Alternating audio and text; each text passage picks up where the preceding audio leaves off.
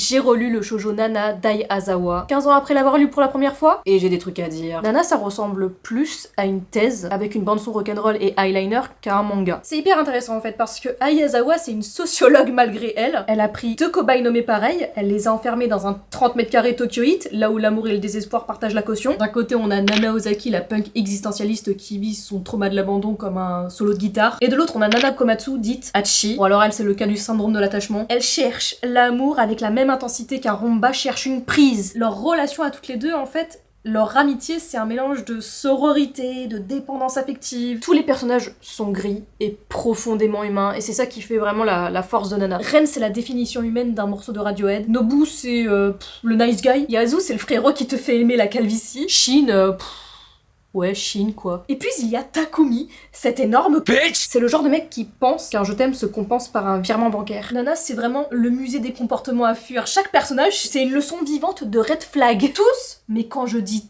tous, ont la maturité émotionnelle d'un grippin. Ai Azawa, elle montre à quel point les relations humaines sont compliquées. Bref, Nana, c'est plus qu'un manga, c'est une thérapie de groupe dessinée, où vraiment chaque case hurle, ça va pas du tout, mais c'est esthétique. C'est aussi un miroir où tu réalises que t'as été Hachi, alors que t'as toujours voulu être Nana Ozaki. Bref, si c'est pas déjà fait, lis Nana, parce que c'est génial, bien évidemment. Ça m'a fait du bien de le relire parce que la première fois que je l'ai lu, j'étais au lycée et j'ai plus du tout la même grille de lecture qu'à l'époque. J'avais complètement zappé les VSS, les red flags et tout.